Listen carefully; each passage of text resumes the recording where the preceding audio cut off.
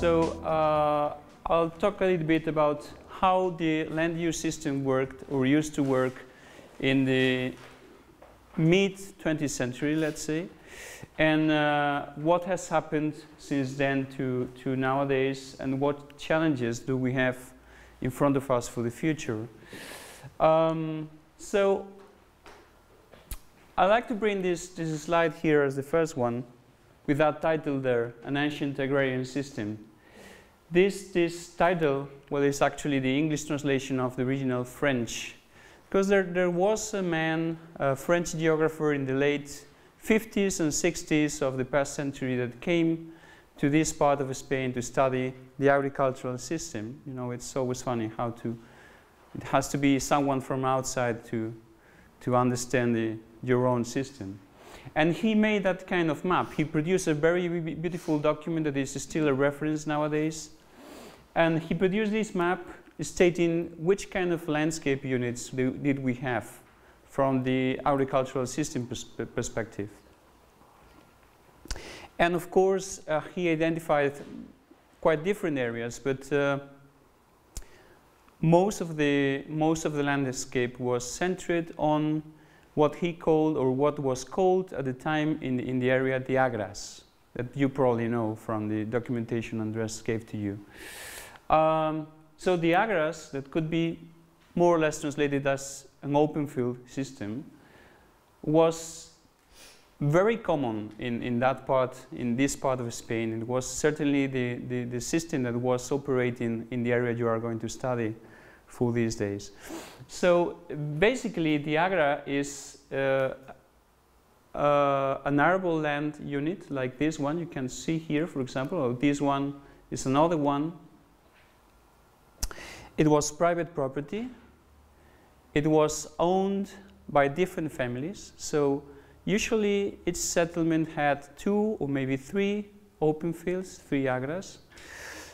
And each family in the settlement had, or used to have, 1 plot at least in each one of the agras. So it was private property. It was individually managed, let's say. But what is very interesting about the system is that they decided in a collective way what to grow in each agra each year. So the people in the settlement would decide, okay, what should we plant here for this season? And they did that for a reason. And the reason was, if all the people in the same agra plant the same crop in 1 year, they don't have to interrupt each other. Imagine they are planting different crops. So one person is probably planting while the other one is preparing the land, and then another one has to cross in the middle of a seeded field to do anything else somewhere. So they just agreed on what to crop, what to grow there for that year, and they did all at the same time. At the same time, this also helped them to minimize the losses of terrain because of fences or walls, because there were no walls or fences within the agra. It was the perimeter was closed to prevent cattle from getting into it, but there were no walls or fences inside. So you are not wasting land, valuable land, for that reason. So this system only worked because there was a social fabric behind it that was getting it active. And so some degree of cohesion within the community was needed, not only to reach those agreements on what to seed or what not to seed in each agra each year, but also to do most of the work, because you can imagine the labor in the fields is quite demanding, and so most of the neighbors had to agree to help each other in turns to do the tasks on the fields. So basically the system was centered around a rotation, a 2-year rotation of the main crops. The main crops were turnips, wheat, or maybe rye, sometimes maize, and usually potatoes. And so during a 2-year period, usually one field, one area, would go from wheat to probably potatoes to turnips and so on. And the fact that each family had a plot in one of the areas meant that each season they had a harvest of potatoes and a harvest of wheat or whatever they planted, right? So that was the reason for them to distribute land on all the areas, right? So what has happened in the last 50 years to make it simple? One of the major changes that have taken place is the technological change. You can imagine this kind of picture. This comes from the 20s, right? This picture is already 90 years old, but it was probably not uncommon in the 50s, let's say. No? Something you could still see certainly in the late 40s or early 50s in many parts of Spain. And from that, we change in less than 20 years to that you are familiar with today. And this was very much the case in all Western Europe, right? The only particularity that we may say of this country is that we probably did it a bit later than you did, than other European countries did. Because we were, in the 50s, we were still relatively isolated in the international scene, let's say. We were still under the dictatorship. The World War was over, and we had been on the loser side in some way, you know.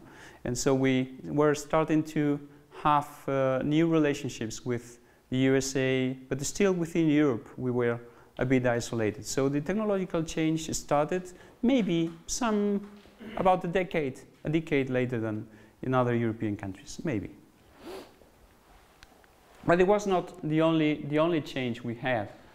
This other one was the demographic change. What we had, what we see here is the trend at local level. We can see how the municipalities change their population. You see, in the beginning of the 20th century, we had a very homogeneous distribution of population across the territory. And what we had was a concentration in just 5 or 6 cities, while most of the countryside was being just abandoned by most of the population. So this demographic change also played a role in the viability of the farms. You can imagine most of the sons and daughters of former farmers were no longer willing to continue the job of their parents, right? So we have the technological change, we have the demographic change, but we also had obviously a change in the number of farms. And so if we look at the agricultural census that are available in Spain since the 1960s, you can see there from 1962 to 2009, what you can see is clearly a decreasing trend. Although we could discuss why the trend was probably steeper after the 90s or after the late 80s, and this has probably to do with the fact that we accessed the European community in the 86, right? And in that context, our farms had to compete in a new environment. And we had to compete with the more productive agriculture of the Netherlands and France and probably some parts of Germany. So our farms were in a relatively disadvantaged. So that probably explains why this decrease is steeper after the 89 census, right? And we have some even steeper decrease here, but this, I just put this in dotted line because this is probably more a methodological problem, right? The 2009 census in Spain is quite different from the methodological point of view than the previous one, so that explains a great deal of the decrease after the 99. But the general idea we have is we have less farms and much less people working in agriculture, like very much elsewhere in Europe. And these has a consequence at territorial scale. That if you look at the whole region, we had a sort of a specialization in the territory. So what you can see here, for example, in blue, you can see this is the coastline, right? This is the coastline in the Atlantic. And what you can see in blue are mostly areas that were afforested for wood production in the last 20 years or so. While what you see here in purple or something like that are mostly areas which have been just abandoned, and the spontaneous vegetation is just growing up because not really many people are still living there or farming there. And what you can see in green are those areas in which our agricultural units still remain, right, where most of our farms are located nowadays. And your study area is probably around here, right, in one of those green areas. So keep in mind you are probably seeing a very productive area that is specialized in dairy production. But this is just the middle between two extremes, right? What has been abandoned and what has been just afforested. And this is remaining in production and is very particular. And which challenges do we have? Of course, we have as many as anyone else. But we have two particular challenges. The one, or the first of them, is the fragmentation of property. You see, by the way, which countries are you from? I mean, all of you that are not Spanish are mostly from the Netherlands, right? I could use this as a reference because we have this part of Spain is roughly the area of the Netherlands. Let's say less than 30,000 square kilometers, more or less, right? So roughly the same area as the Netherlands. And we have, there are some controversies on that, but probably something around 16 million parcels. 16 million parcels in our territory. And that makes for an average size of the parcel of about a quarter of an hectare, right? About a quarter of an hectare. So obviously this is a very particular problem here. You know, in the international, at least in the European theater, we tend to refer to Albania as an example of fragmentation. And actually, our situation is not so different from that. It's quite the same. For different reasons, this is true. At the same time, not only the land is fragmented, but also it is owned by a lot of people. We have a total population of about 2.7 million, let's say.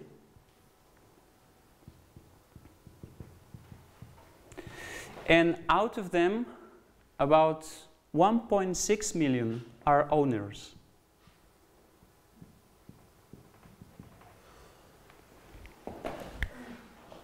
And of course, each of them owns, on average, quite a number of parcels, you can imagine. No? It's not that uncommon to have to see one person that is the owner of maybe 50 to 100 parcels. Some of the parcels about 1,000 square meters or something like that. Some of them maybe 1 hectare if they are lucky. So this is quite particular in this part of Spain, right? And many of these owners no longer live where their land is. And this is also related to the demographic process we already described. So if we consider, for example, at municipal level here, if we consider which is the ratio between owners and inhabitants, you would see that some parts of the region have as much as 3 to 6 owners per inhabitant. So out to make a rough comparison, out of 6 owners, only 1 is still living there. And the other 5 are probably living, I don't know, maybe in other parts of Spain, some of them in Switzerland, some of them in Argentina, you never know. So this also creates a new perspective, right? Because it is difficult to manage that land, those parcels, very small, owned by many people. Many parcels are owned by several people. It's not uncommon for, let's say, 5 or 6 brothers to own in common some pieces of land. But out of these 5 to 6 brothers, probably 5 are no longer living there anymore. So this creates a very particular situation, right? And just to finish the presentation, which kind of alternatives do we have? Probably many, and probably many more than we think. This is the good thing. One of them, one we have already in place, and you will probably hear a lot about it during these days, is the land bank.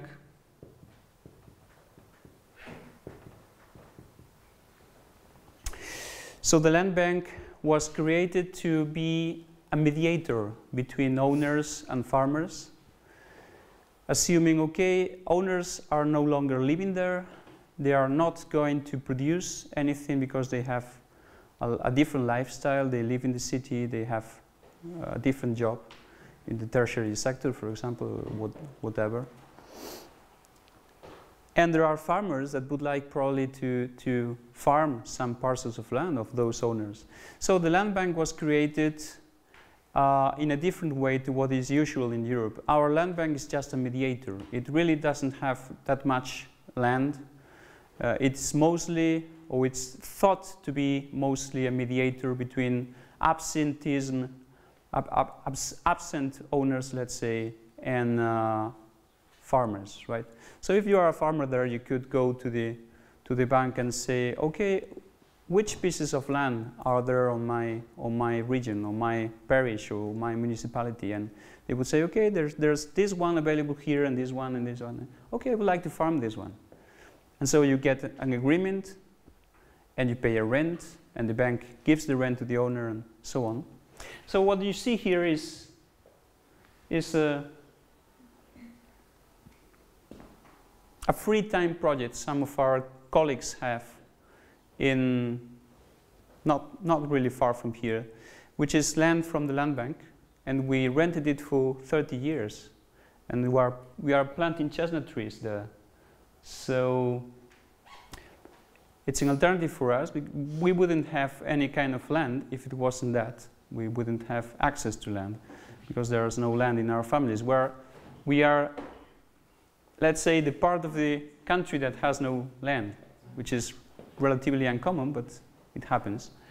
And so we got access to land thanks to the land bank, right? And this is thought to be probably one of the possible solutions, or one of the possible alternatives to the situation. But I didn't quite hear what they were planting there. Chestnut trees. Chestnut. Yeah. So that was all I meant to tell today. I don't know if you have some questions you would like to pose. Yeah. Do they also trade the lands? Sorry, do they also? Trade? Trade. Okay, you mean by selling it? No, exchange. Oh, exchanging. If you have some different parcels. That's a very good question, actually. That's one of our research questions, because we have the perception that it is done, but we really don't know how much. I mean, it's probably relatively common in those, if we go to this map, it is probably relatively common in those green areas, very common in those green areas. But it is seldom put on public documents, let's say. It's very often an informal, well, a formal agreement, but oral agreement among neighbors, right? And we really don't know how much land is traded in that way.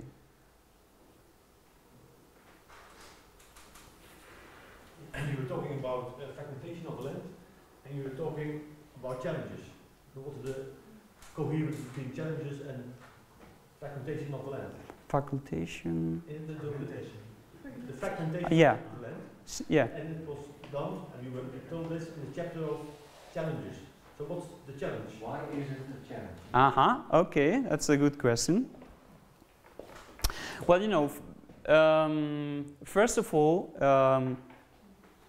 the paradigm of agricultural modernization, let's say, that started in the 60s in this part of Spain, called for an intensification of use, a specialization in dairy farming, using large machinery. And of course, you can imagine that John Deere tractors that come from the USA are not really suitable for this land. So the approach in the 60s was, okay, if the land is not, if the machinery is not suitable for the land, we're going to change the land. Right? We're not going to buy smaller tractors, we're going to make parcels bigger, because this is more efficient, this is better for farmers, they would, the parcels would pay off quicker. So a lot of land consolidation projects were initiated in the 60s and 70s.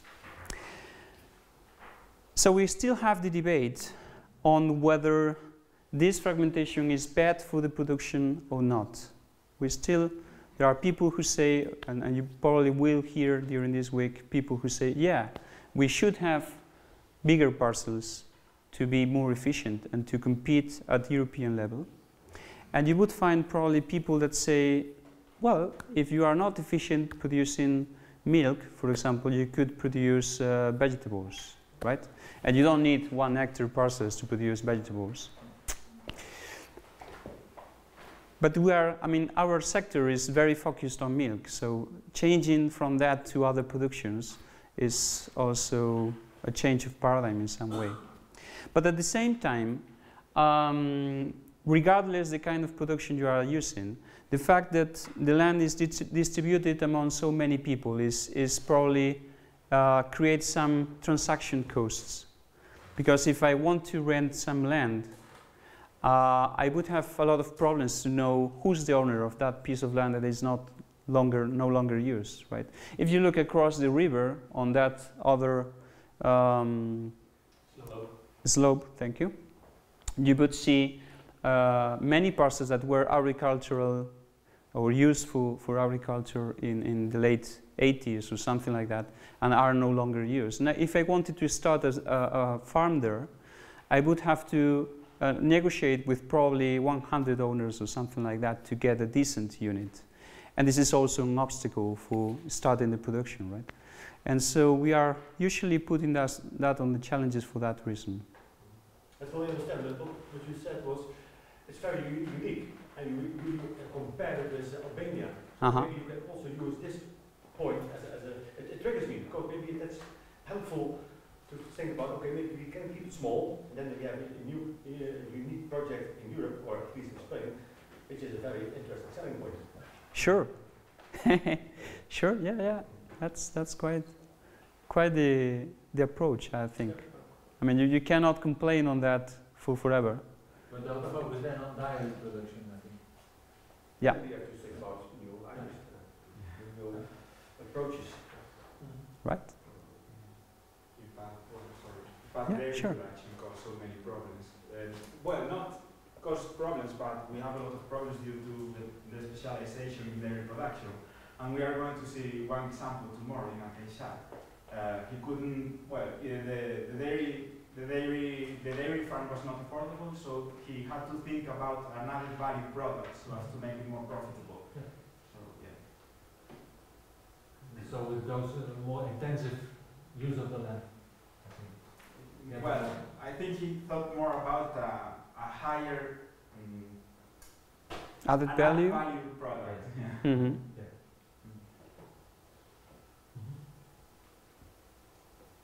Any more questions?